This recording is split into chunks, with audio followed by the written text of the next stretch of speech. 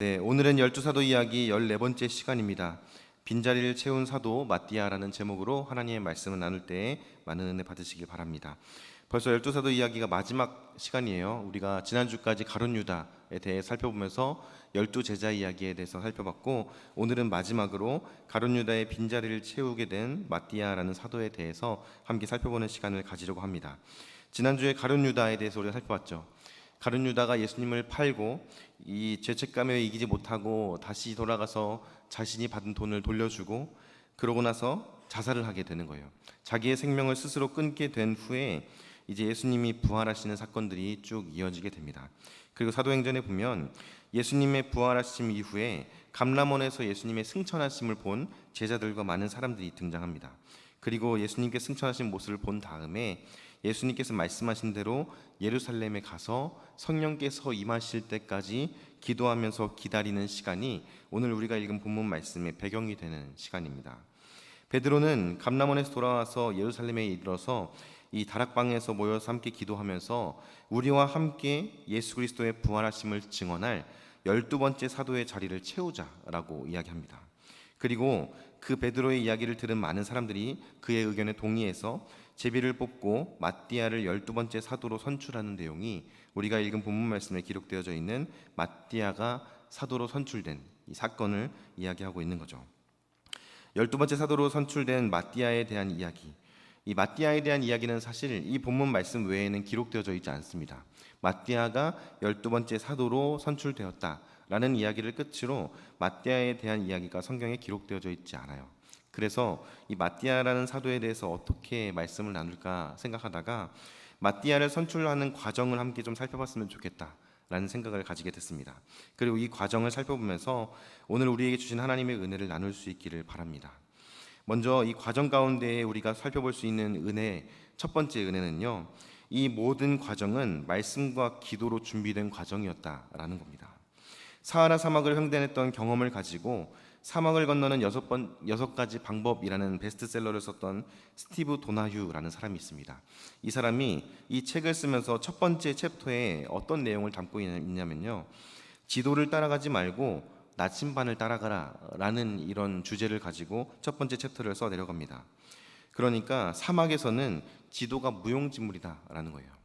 어저께 만들어진 지도라고 할지라도 오늘 바람이 불면 그 길은 다 없어지고 새로운 길이 생기는 것이 사막이기 때문에 지도는 아무런 가치가 없다는 거죠.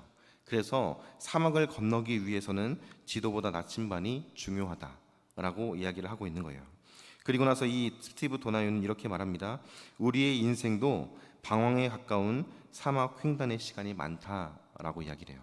무슨 말입니까? 우리의 인생이 마치 사막과 같이 때때로 시시때때로 길이 없어지고 새롭게 생겨나고 지도만을 의지해서는 도저히 걸어갈 수가 없는 그런 환경과 같다라는 것을 이야기하는 거죠.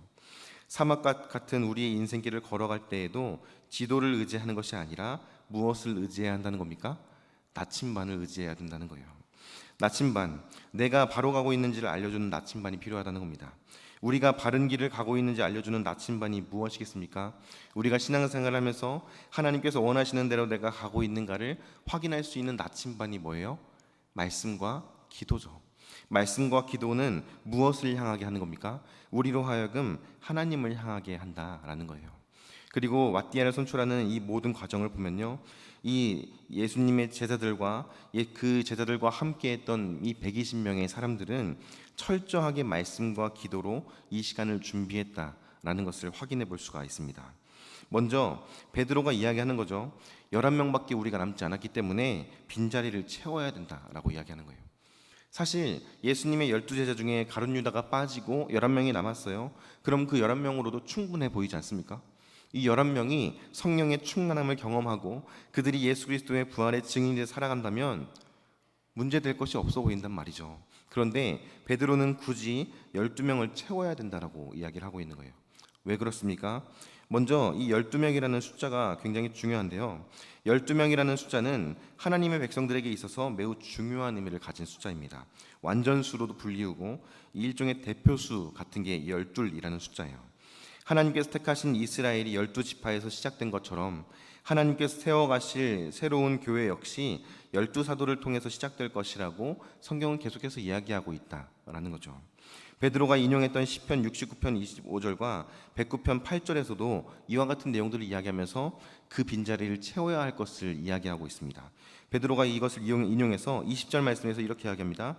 우리 20절 말씀 한번 읽어볼까요? 20절입니다. 시작. 시편에 기록하였으되 그의 거처를 황폐하게 하시며 거기 거하는 자가 없게 하소서 하였고, 또 일렀으되 그의 직분을 타인이 취하게 하소서 하였도다. 아멘. 베드로는 시편에 기록된 말씀을 가지고 그 빈자리를 채우는 것이 하나님의 말씀에 합당하다라는 것을 주장하고 있는 거예요. 뿐만 아니라 예수님께서도 마태복음 19장 28절에서요, 세상이 새롭게 되는 날 예수님께서 12제자들과 함께 더불어 심판하실 것이다 라고 말씀하신 기록이 있습니다. 그러니까 이 12명이라는 숫자가 채워지는 것이 중요하다는 것을 계속해서 이야기하고 계신다는 거죠. 더 나아가서 요한계시록 21장 14절에서는요, 새하늘과 새 땅이 임할 때 하나님의 나라에는 12기초석이 있는데 이 12기초석에 12사도의 이름이 기록될 것이다 라고 기록되어져 있습니다. 이 12이라는 숫자가 완성되는 것을 하나님께서 얼마나 중요하게 여기시는지를 성경에서는 계속 반복해서 이야기하고 있다는 거죠. 그리고 베드로는 하나님의 말씀을 가지고 12명을 채워야 한다라고 이야기를 하고 있고, 그 자리에 함께 있었던 모든 이들 또한 이 12이라는 숫자를 채우는 것이 철저하게 말씀을 근거로 한 것임을 믿고 따르고 있다는 것을 우리는 말씀을 통해서 살펴볼 수 있다는 거예요. 그러니까 마띠아를 세우는 이 선출의 모든 과정은 철저하게 말씀을 근거로 한 선출 과정이었다라는 것을 우리가 확인해 볼 수 있다는 겁니다.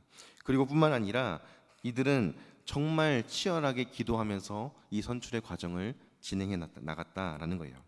우리가 읽진 않았지만 앞에 있는 12절과 14절 말씀에 보면요, 예루살렘에 온 이 예수님의 제자들과 120명의 문도들이요 모여서 기도하기에 힘썼다라고 이야기하고 있습니다. 그들이 모여서 한 마음으로 기도하면서 성령께서 임하실 때를 준비하고 있었다는 거예요. 말씀과 기도로 철저하게 무장되고 준비된 시간들이 그들에게 있었다라는 거죠. 그리고 24절에서 이 마띠아를 선출하는 과정 중에서요, 그들이 또 기도하기 시작하는 겁니다. 24절 말씀 다시 한번 읽어보겠습니다. 시작. 그들이 기도하여 이르되 뭇사람의 마음을 아시는 주여, 이 두 사람 중에 누가 주님께 택하신 바 되어. 그들이 기도하는 거예요. 기도하면서 하나님, 어떤 사람이 하나님께서 택하신 자입니까? 라는 것을 물으면서 이 모든 과정 가운데 기도하면서 하나님의 뜻을 묻고 있는 것이 이 제자들과 120명의 문도들의 모습이었다라는 겁니다. 그들에게 있어서 말씀과 기도라는 나침반이 바른 방향으로 나아가게 하는 이 도움이 되었다라는 거예요. 하나님을 향해서 흔들림 없이 나아가게 되는 이 도구가 말씀과 기도가 되어서 철저하게 하나님의 뜻에 따라서 그들은 마띠아라는 사도를 선출해 나아갔다라는 거죠. 오늘날 이 세상을 살아가는 우리들의 삶 가운데에도 마찬가지 아니겠습니까? 말씀과 기도라는 나침반을 가지고 바른 방향으로 나아가야 하는 것이 저와 여러분들의 삶이에요. 하나님께서 원하시는 대로 흔들림 없이 하나님께 나아가는 모습이 매일매일의 삶 가운데 드러나야 하는 우리들의 모습, 우리들의 믿음이라는 사실을 기억할 수 있기를 바랍니다. 혹시 나의 삶의 이 나침반이 어디에 있는지도 알지 못하고 이 나침반이 너무 낡아서 고장나버린 상태로 방치되어 있다면 그것을 다시 바로잡아야 하는 시간이 바로 지금 이 시간이라는 사실 또한 기억할 수 있기를 바랍니다. 우리에게는요, 다른 것이 필요한 것이 아니라 이 나침반이 필요하다는 거예요. 사막과 같은 길을 걸어가는 이 인생길 가운데에서 나침반이 없으면 바른 길로 절대로 나아갈 수 없다는 사실을 기억할 수 있기를 바랍니다. 마띠아를 선출하는 과정 가운데에서 드러나는 두 번째 은혜는요, 하나님의 주권을 인정하는 모습이 이들에게 있었다라는 거예요. 이 마띠아를 선출하는 방법에서 사용한 방법이 뭐였습니까? 민주적인 절차를 떠나서 투표하는 방법을 했습니까? 어떤 방법을 했죠? 제비를 뽑기를 했어요. 제비 뽑기를 했단 말이에요. 제비를 뽑는 것은요, 구약 성경에서도 종종 등장하는 방법이었어요.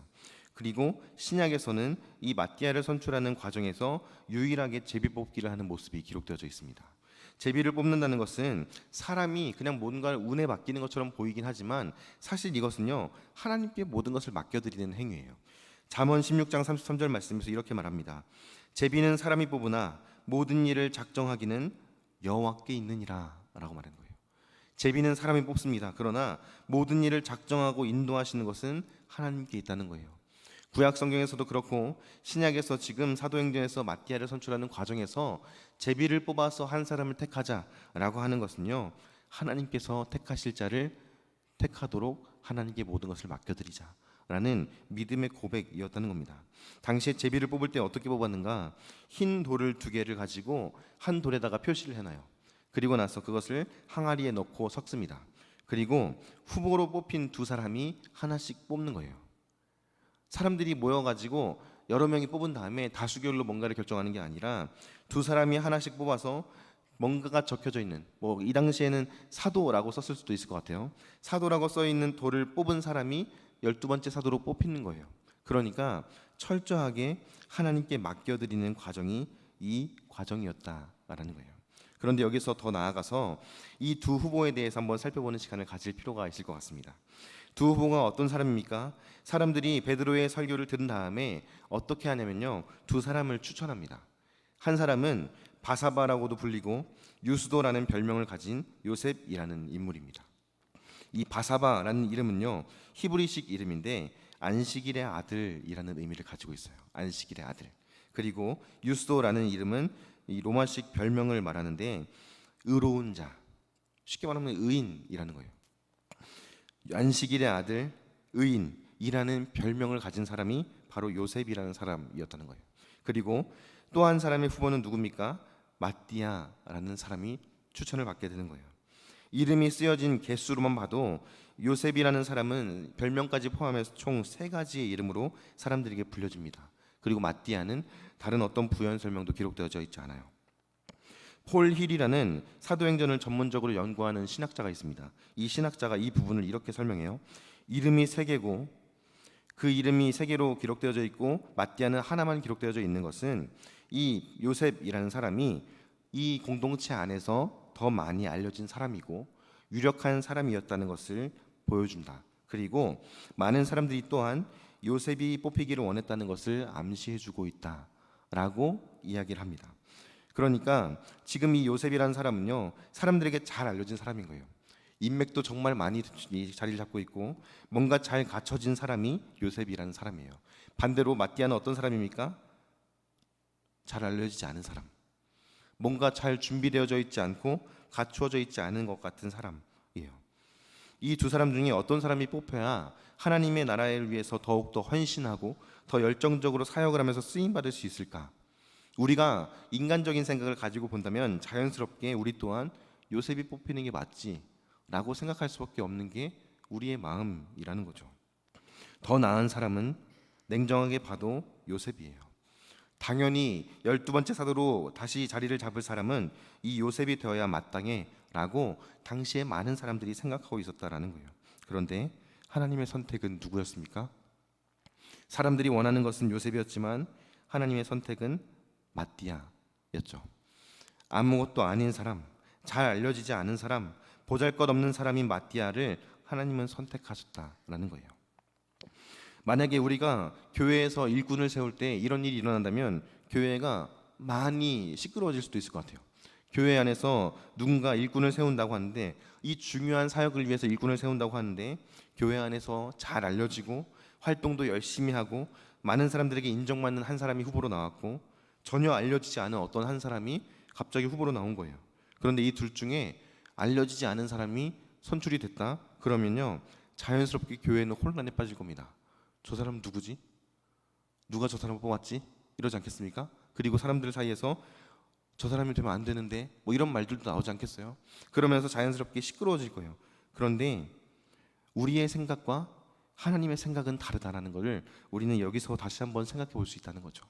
우리의 뜻과 계획은 하나님의 그것과는 달라요. 우리는 하나님의 생각을 헤아릴 수도 없고 하나님의 뜻을 다 이해할 수도 없습니다. 중요한 것은 무엇입니까? 하나님은 하나님이 원하시는 사람을 선택하신다는 거예요. 하나님은 하나님이 원하시는 사람을 선택하시고 세우신다라는 겁니다. 마가복음 3장 13절에서도요, 예수님이 제자들을 세우시는데 제자들을 세우시는 기준이 뭐였냐? 이걸 이렇게 이야기해요. 예수님이 원하는 사람들을 제자로 뽑았다고 얘기해요. 어떤 기준이에요? 뭔가 재정적으로 여유가 있는 사람을 뽑아서 내가 사역하는데 좀 도움이 되겠지?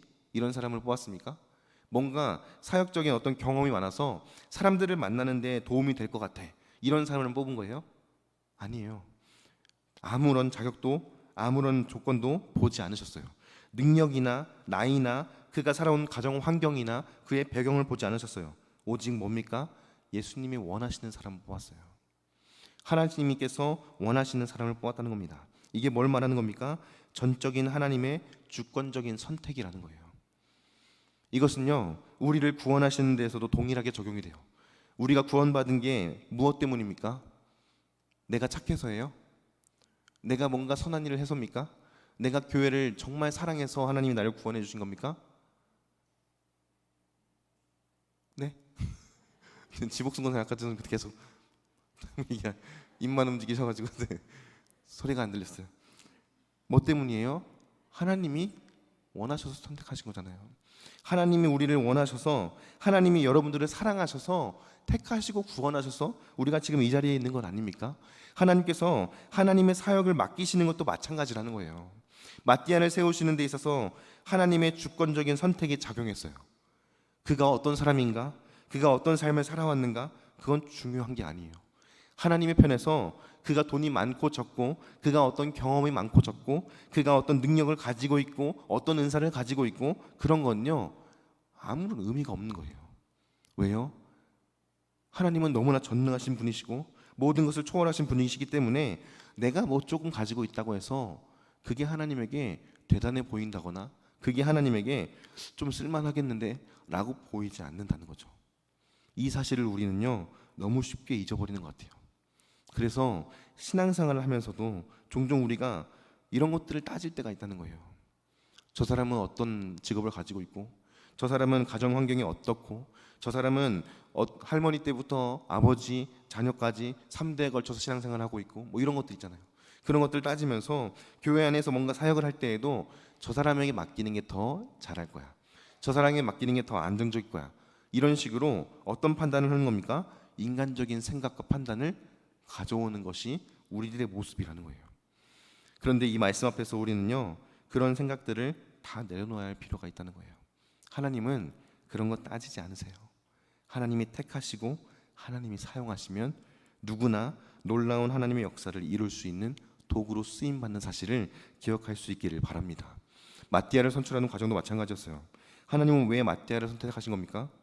다 알 수 없지만 하나님께서 마띠아를 선택하시면서 당시의 제자들과 많은 사람들에게, 그리고 오늘날 이 말씀을 가까이 하고 있는 우리들에게 말씀하고 싶으신 게 있었다는 거예요.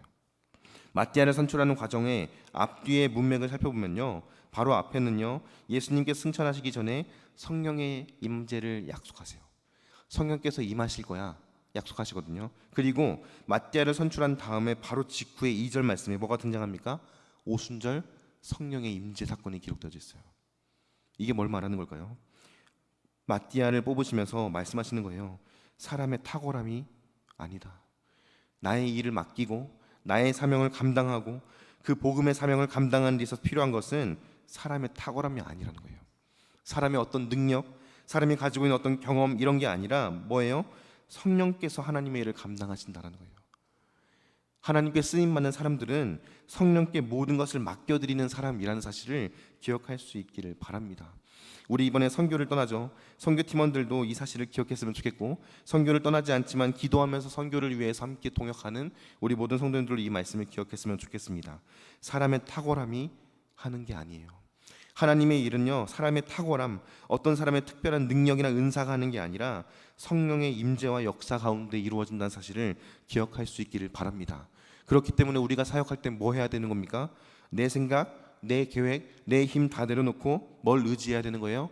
성령의 역사를 간구하고 성령의 일하심을 의지하고 하나님의 손을 붙드는 것이 우리들에게 필요하다라는 것을 하나님이 지금 마띠아를 뽑으시면서 가르쳐주고 계신다라는 거예요. 지금 기도하고 있는 이 제자들과 수많은 사람들이요 앞으로 어떤 일을 행하게 되는 겁니까? 초대교회를 세워가고, 그리고 그 교회를 세워가는 가운데 수많은 사람들이 자기의 생명을 교회를 세우는 밑거름으로 바치게 돼요. 그 모든 사역 가운데 하나님 말씀하시는 거예요. 사람의 힘 의지하지 말고 하나님만을 의지하라. 성령께서 역사하시면 그 모든 일들이 이루어질 수 있다 라는 그 약속의 말씀을 마띠아를 통해서 지금 말씀하고 계신다라는 거예요. 그리고 정말 놀라운 건요, 마띠아는 너무나 그 일에 적합한 사람이었다는 거예요. 마띠아는 너무나 그 일에 적합한 사람이었습니다. 마띠아가 어떤 사람이었는지, 어떤 삶을 살았는지 성경은 더 이상 이야기하지 않아요. 그런데 초대교회의 전승에 따르면요, 마띠아는요 이런 사람이었다라고 이야기를 하는데, 어떤 사람이냐면요, 조용히 자기 자리에서 사명을 감당한 사람이었다라고 이야기를 해요. 조용히 자기 자리에서 사명을 감당하는 사람이었다. 그리고 이 마띠아는 조용히 자기 자리에 사명 감당하면서 예수 그리스도의 부활하심을 증언하고 전도하다가 순교하게 됩니다. 조용히 자기 자리에서 사명을 감당했어요.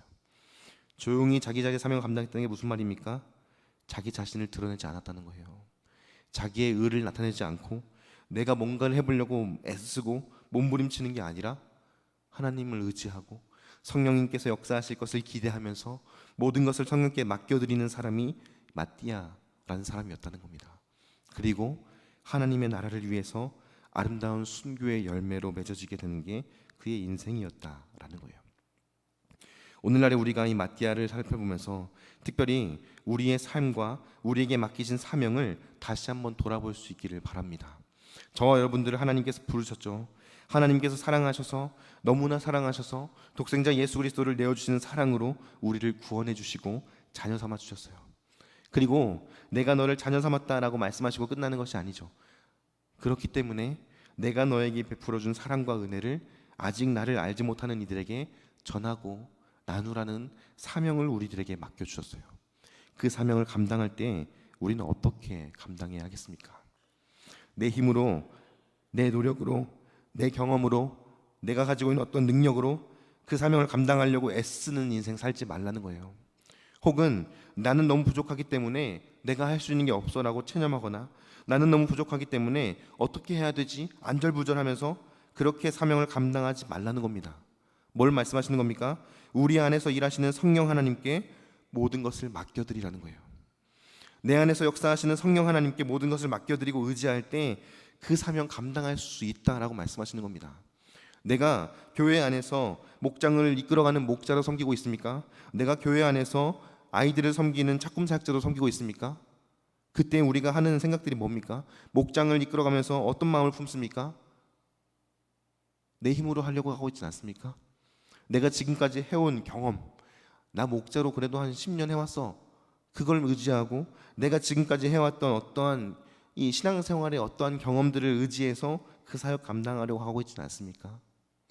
혹은 나는 도저히 할 수가 없어, 나는 도저히 우리 목원들을 섬길 수 있는 어떤 이 자격이 없는 것 같아, 나는 도저히 아이들을 하나님께로 인도하는데 쓰임 받을 만한 어떤 사람이 못 되는 것 같아 라는 생각을 하면서 언제 내려놓지? 뭐 이런 생각 하고 계시지는 않습니까? 제가 예전에 주일학교 사역을 할 때, 로덴교회 사역하기 전까지 계속 주일학교 사역을 했잖아요. 그러면요, 주일학교 사역을 하면서 사역자들이 가지고 있는 고민거리들이 있어요. 여름 사역이 끝나갈 때쯤, 그리고 연말이 다가올 때쯤 다 이 고민을 하기 시작합니다. 어떤 고민일까요? 선생님들이 그만둔다고 하면 어떡하지? 이런 생각들. 그래서 그때부터 한 명씩 만나요. 한 명씩 만나가지고 막 맛있는 거 사주기도 하고, 만나서 이야기하면서 처음에는 교사 이야기 안 꺼냅니다. 그냥 만나가지고 잘 지내냐고 그러면서 맛있는 거 사주고, 나중에 이야기를 해요. 내년에도 할 거죠? 이렇게. 먹었으니까 안 할 수 없어요. 뭐 이렇게, 뭐 이런 식으로, 그런 식으로 이야기를 해요. 왜 그렇습니까? 선생님들이, 교사들이 이 연말이 다가오기 시작하면 그런 생각을 하기 시작하는 거예요. 나는 자격이 없나 보다. 나 같은 사람은 교사 하면 안 되는 거 아닐까? 뭐 이런 생각들, 스스로가 그런 생각들을 해요. 그러면서 냉정하게 저는 올해까지만 하겠습니다 하고 떠나가 버리는 사람들도 있어요. 근데 오늘 말씀은 뭐라고 말씀하시는 겁니까? 그런 거 중요하지 않다는 거예요. 내가 뭘 가지고 있는가, 내가 어떤 능력이 있는가, 혹은 내가 얼마나 부족한가, 그런 게 중요한 게 아니라는 거예요. 내 안에서 역사하시는 성령께서 하나님이 맡기신 그 사명을 감당케 하신다라는 거예요. 그럼 우리는 뭘 해야겠습니까? 제자들이 했던 것처럼 말씀과 기도로 하나님을 향해야 된다는 거예요. 그런 고민을 하면서 올해까지만 해야 되나? 아니면 내년까지만 하고 그만둘까? 이런 생각을 하는 게 아니라 말씀과 기도로 그 시간들을 채워가는 거예요. 사역할 때에도 마찬가지죠. 선교할 때도 마찬가지입니다. 단기 선교를 가면요, 저도 뭐 단기 선교를 몇 차례 가봤기 때문에 이런 말씀 드리는데, 단기 선교를 가면 선교를 준비하는 과정은 너무나 행복하고 잘 막 에너지가 넘치는 것 같아요. 그런데 선교를 가서 꼭 일이 생기기 시작해요. 마음이 상한다던가, 아니면 뭔가 저 사람이 저렇게 하는 게 마음에 안 들어요. 막 그래서 저렇게 하면 안 되는데 이런 생각을 하면서 판단을 하거나 정죄하는 일들이 생기기 시작해요. 그러면 어떤 일이 생기는지 아십니까? 선교팀 안에 분열이 일어나기 시작하고, 싸움이 일어나기 시작하고, 선교에 큰 어려움을 일으키기 시작해요.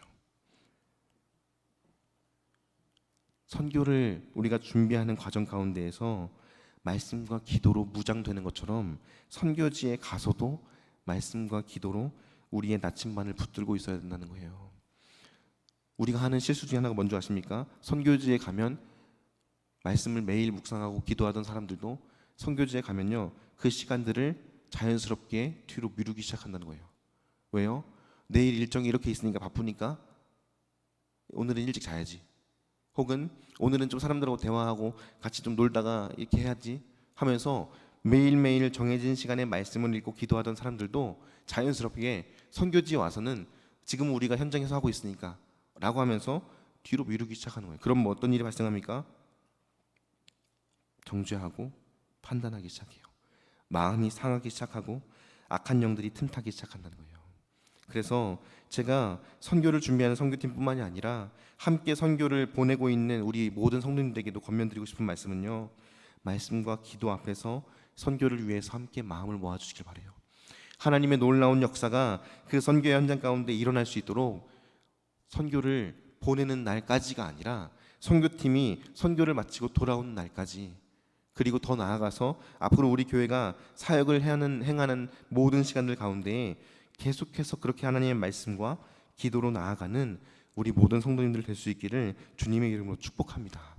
마띠아를 선출하는 과정 가운데 이 11명의 제자들과 그리고 많은 사람들이 그렇게 하나님의 맡기신 사명을 감당했다라는 거예요. 그리고 그렇게 하나님이 맡긴 사명을 감당하고 어떻게 됩니까?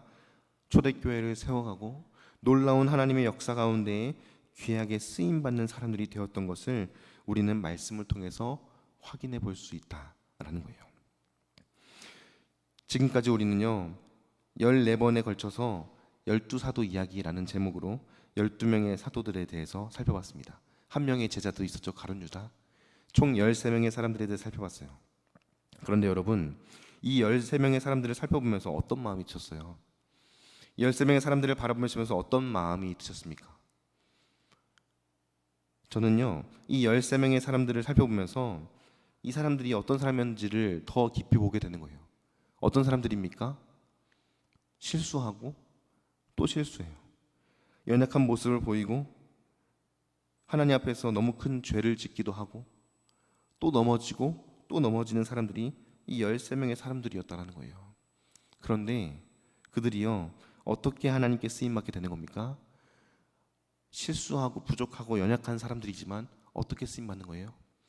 오늘 우리가 읽은 말씀 뒤에 이어지는 말씀에서 오순절 성령의 임재하신 사건을 통해서 성령의 충만함을 경험하고 성령께서 그들 가운데 역사하시고 일하시면서 어떤 삶을 살아가게 되는 겁니까?